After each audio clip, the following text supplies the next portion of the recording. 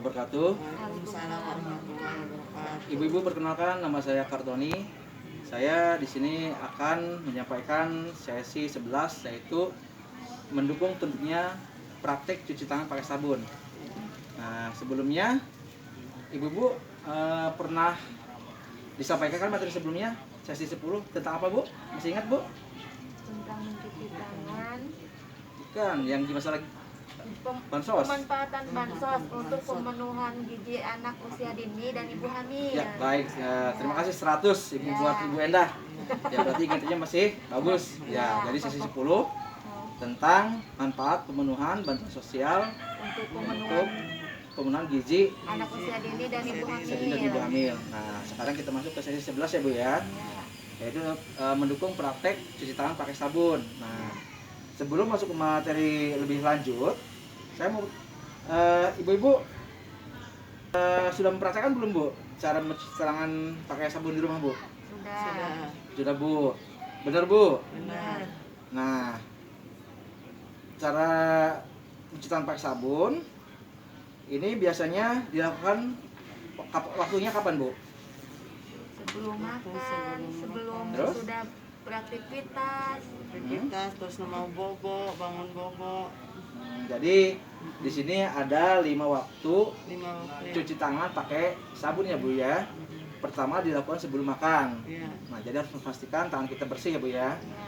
Kedua adalah setelah BAB atau buang air besar dan juga buang air kecil. Yang ketiga sebelum menyentuh makanan.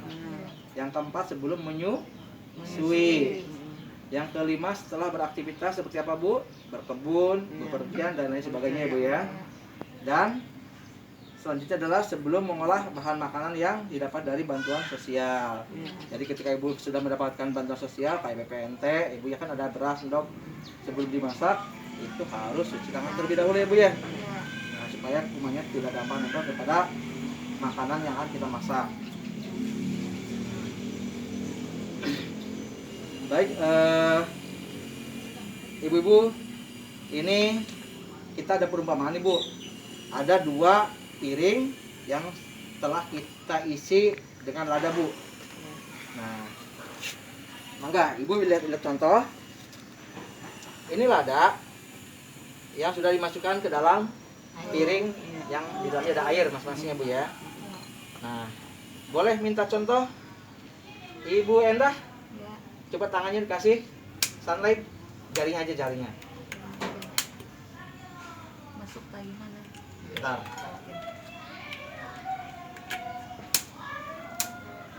Jaringnya. Nih. Jadi ini adalah jari Ibu Endah yang sudah dikasih sunlight. Dan Ibu Ungkus ini yang tidak dikasih sunlight. Iya. Nah, coba tempelkan jari ini di sini, Bu. Nah, Ibu Ungkus tempelkan. Iya. Ada perbedaan nggak di sini? Ada di airnya, ya. Nah, ini ada perbedaan. Tangan yang sudah dilaburi oleh sunlight, maka ini lada akan minggir semuanya Iya. Bisa. dan akan kelihatan bening. Kalau ini kena tangan. Sedangkan tangan yang tidak dilapisi dengan sunlight, itu ladanya tetap bercampur ya, Bu ya. Nempel. Paham ya? Terus nempel ke tangan ini. Nah, jadi apa yang kita bisa ambil dari contoh ini, Bu? Jadi di sini dijelaskan perumpamaannya adalah bahwa lada ini kita ibaratkan Kuman. seperti kuman. Nah, apabila kita mencuci tangan tidak menggunakan sabun, maka si kuman itu tetap menempel di tangan kita. Sedangkan ketika kita mencuci tangan pakai sabun, maka kuman itu akan hilang, Bu ya, dan tidak menempel di tangan kita. Kita sudah belajar ada contoh di sini, paham ya, Bu ya? Ya. Nah, baik.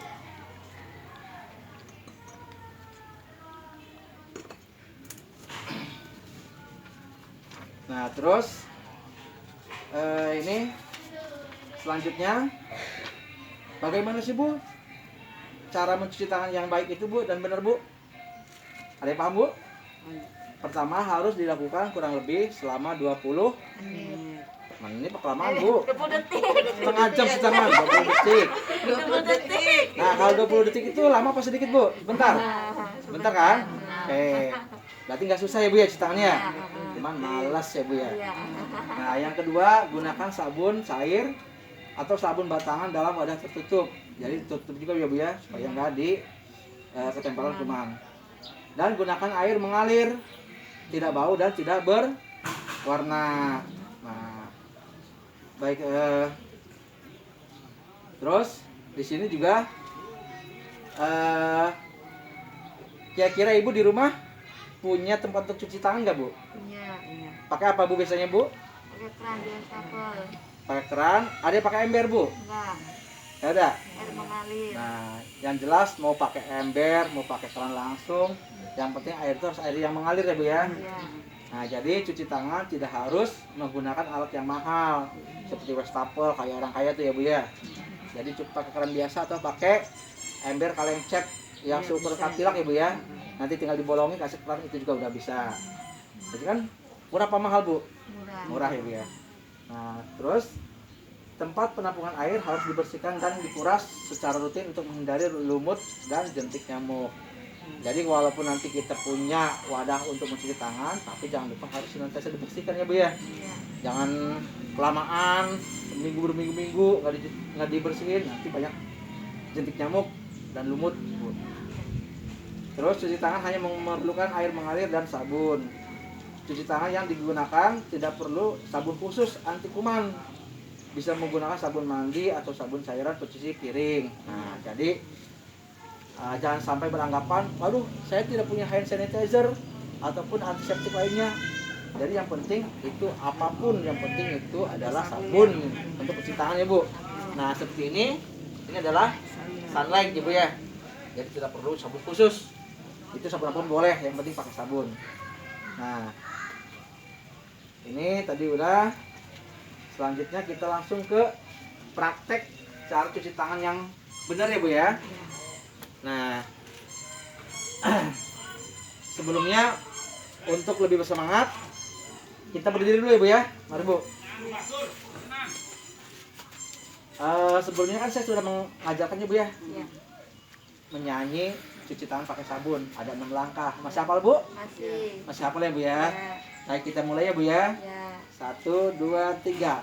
Ada 6 langkah untuk cuci tangan, mulai dari depan sampai ke belakang. Sela-sela jari, buku-buku jari, kuku-kuku jari, jempol kanan kiri. Terima kasih ibu-ibu. Wah, ibu-ibunya hebat sekali ya bu ya.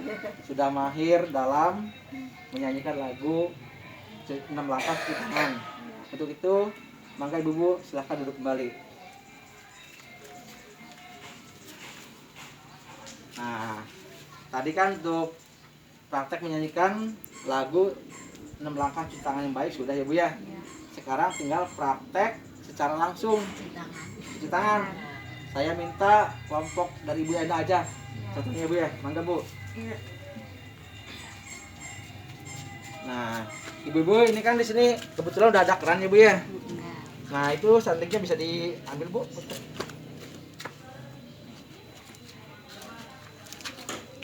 Sok, Ibu Enda, gimana cara cuci tangan? Kerannya dikit aja.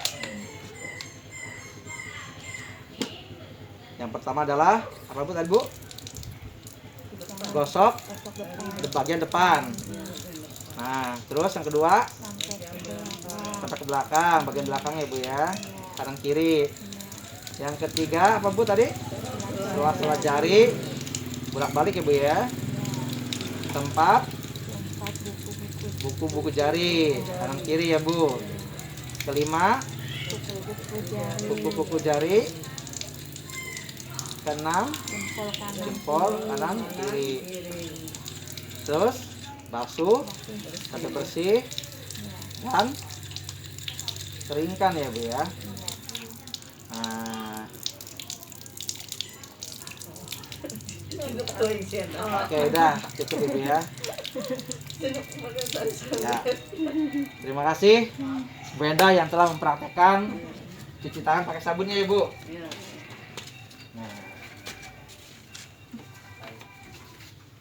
Nah, kira-kira gimana Bu? Setelah tadi mempraktekkan cuci tangan, susah Pak? Gampang Bu? Gampang. Yang susah itu adalah merubah kebiasaan ya Bu ya. Iya. Jadi ketika Ibu cuci tangan biasanya hanya pakai air kobokan Ibu ya. Itu nggak boleh Bu ya. Karena nanti kumannya tidak akan hilang dan akan mengendap di situ terus. Nempel. Nah, jadi mulai sekarang ketika Ibu akan mengolah makanan, akan masak atau setelah beraktivitas jangan lupa untuk senantiasa cuci tangan pakai sabun. Bisa dipraktekkan ya Bu ya? Iya. Nah, nanti sampai di rumah nanti saya akan kontrol ada tabel janji diri ya Bu. Iya. Nah, misalkan saya absen, Ibu Endah hari ini sudah praktek cuci tangan belum? Iya. Ibu, nah itu tolong diisi ya Bu ya. Iya. Ibu Ungkus juga, Ibu Ida juga. Iya. Nah, yang kemarin sudah diisi juga kan Bu? Tabel janji dirinya? Iya. Sudah ya? Iya. Ya baik. Nah, jadi di sini saya akan menyampaikan kesimpulan ya Bu ya. Jadi pentingnya praktek cuci tangan pakai sabun. Nah, jadi kenapa sih kita harus cuci tangan pakai sabun Bu? Karena 80% penyakit menular ditransfer melalui media tangan ya Bu ya. Karena sebelum masuk ke mulut pasti kuman itu kan dari tangan dulu ya Bu. Tangan kita akan megang benda apapun, Iya. terlebih ketika megang makanan akan masuk ke dalam rongga-rongga mulut kita. Untuk setiap 15 detik yang dihabiskan untuk cuci tangan, 10 kali lebih banyak bakteri akan dihilangkan.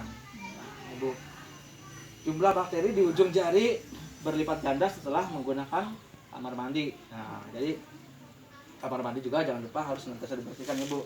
Iya. Nah, tangan basah memiliki kemungkinan penyebaran bakteri 1000 kali lebih besar pada tangan kering.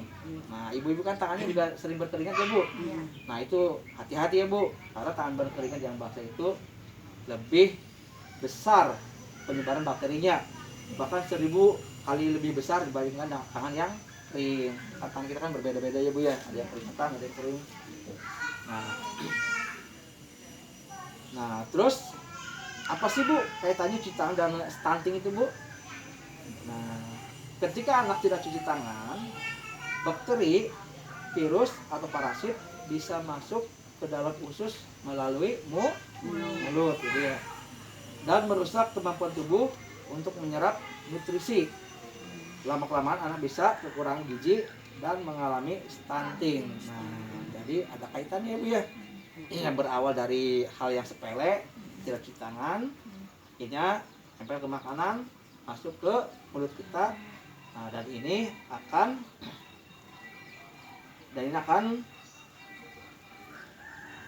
merusak kemampuan tubuh menyerap nutrisi seperti itu ya Bu ya. Jadi paham ya Bu ya. Dari stunting itu sekarang banyak ya Bu. Nah, dari hal sepele tidak cuci tangan. Nah, dari kekurangan gizi itu sumbernya banyak Bu. Nah, sampai di sini kira-kira paham Bu? Paham. Paham ya Bu ya. Baik, kalau paham itu terima kasih. Sekian dari saya materi kali ini. Kurang lebihnya mohon maaf, diakhiri. Billahi taufiq wal hidayah. Wassalamualaikum warahmatullahi wabarakatuh. Waalaikumsalam warahmatullahi wabarakatuh.